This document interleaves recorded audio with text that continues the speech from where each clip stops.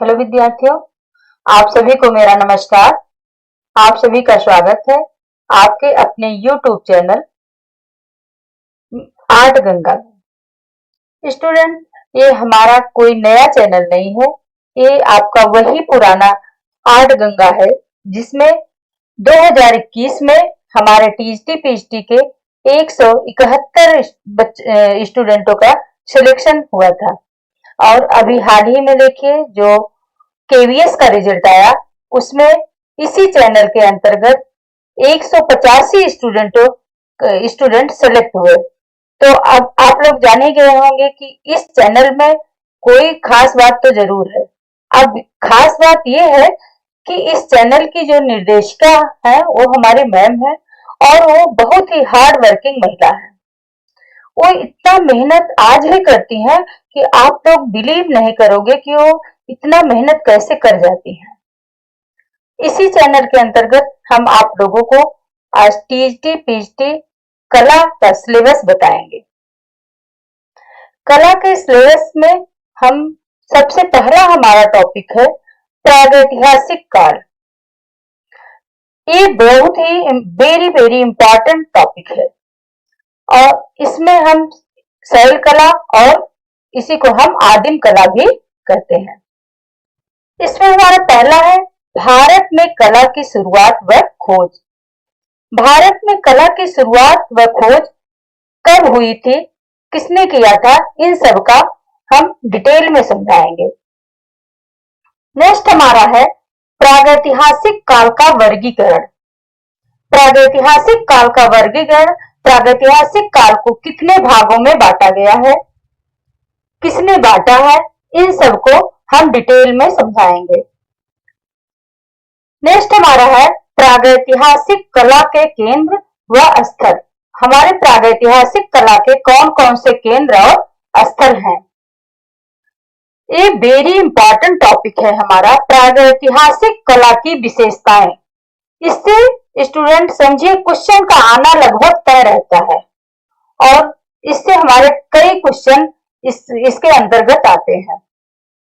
Next हमारा है जो कि वेरी इंपॉर्टेंट है और वो है हमारा प्रागैतिहासिक काल से संबंधित पुस्तकें, जिसमें हम प्रागैतिहासिक कालीन पुस्तकों के विषय में जानेंगे। फिर नेक्स्ट हमारा इंपॉर्टेंट है, ये भी इंपॉर्टेंट हमारा है, इससे भी क्वेश्चन आते हैं और वो है प्रागैतिहासिक काल से संबंधित कला इतिहासकार।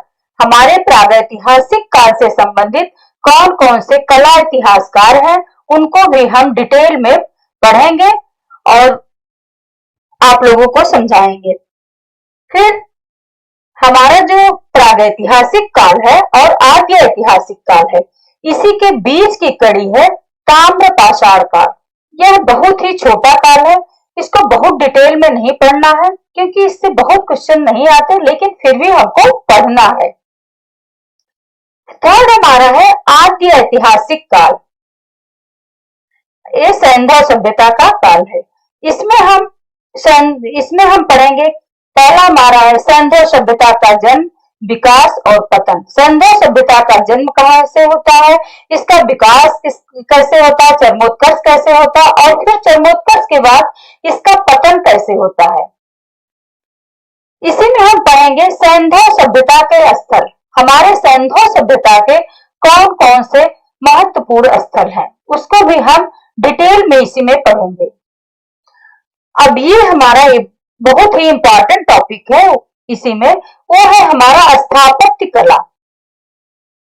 फिर वेरी मोस्ट इंपॉर्टेंट टॉपिक है हमारा मूर्ति कला।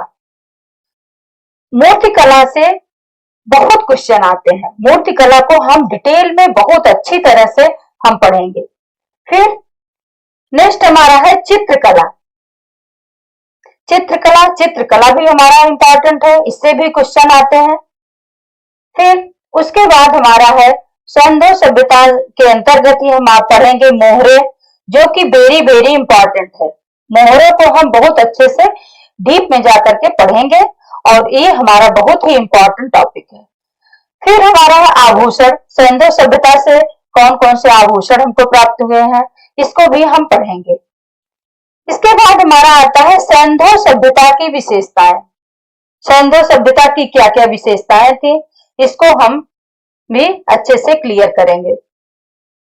फिर पांचवा टॉपिक हमारा हो गया ऐतिहासिक काल की गुफाएं, जो कि वेरी वेरी इंपॉर्टेंट टॉपिक है। इसमें पहला हमारा आएगा भारत में भित्ति चित्रकला का प्रवेश। भारत में भित्ति चित्रकला का प्रवेश कब हुआ? फिर भारत में भित्ति चित्रकला का चरमोत्कर्ष। भारत में भित्ति चित्रकला का चरमोत्कर्ष कब हुआ, किसके समय में हुआ, इसको भी हम डिटेल में पढ़ेंगे।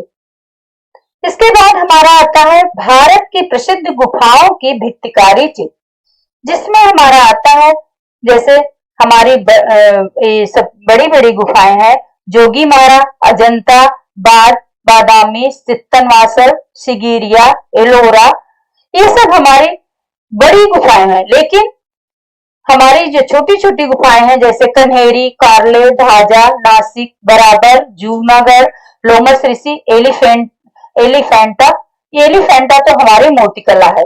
लेकिन जो हमारी ये छोटी छोटी गुफाएं हैं इनसे भी क्वेश्चन आता है, और ये छोटी छोटी गुफाएं हैं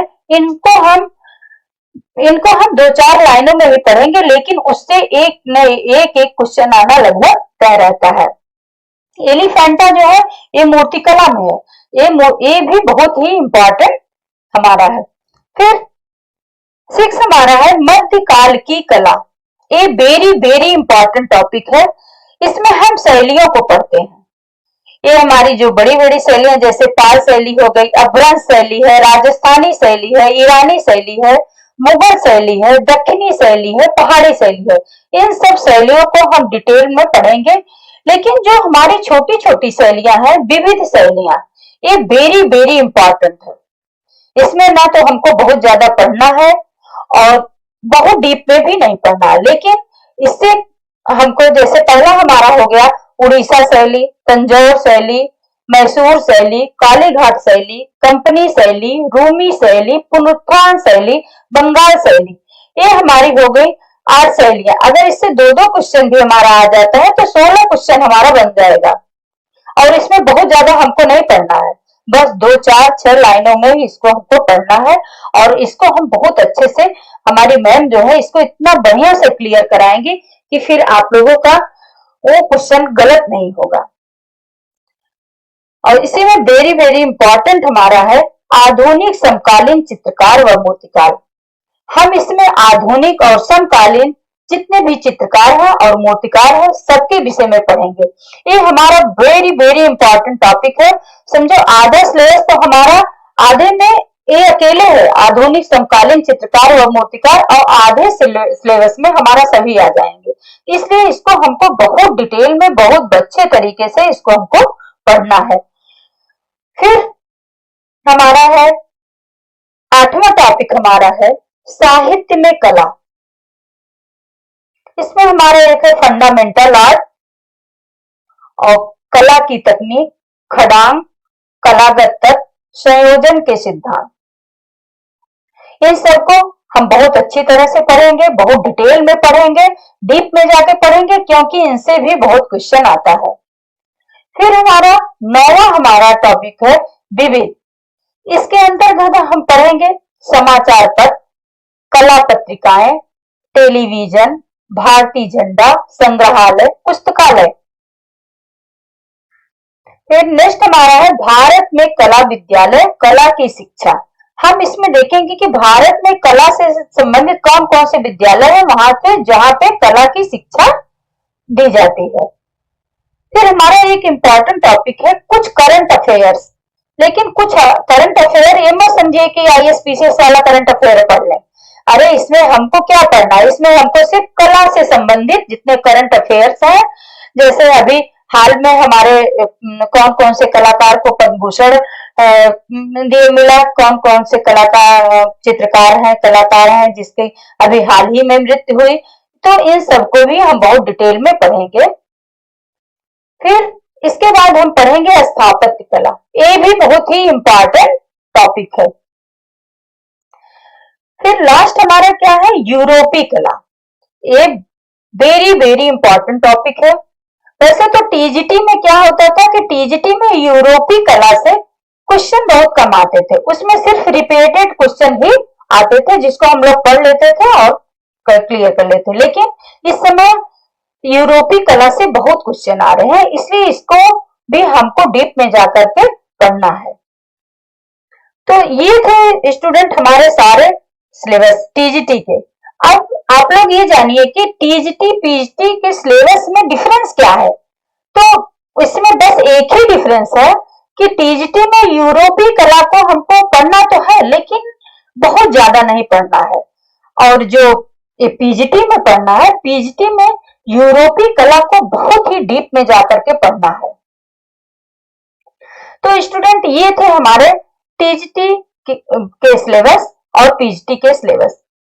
अगर स्टूडेंट आप लोगों को ये अच्छा लगे तो आप लोग इसको लाइक करिए, सब्सक्राइब करिए और इसी के साथ आप लोग पढ़ते रहो, आगे बढ़ते रहो। Okay, thank you.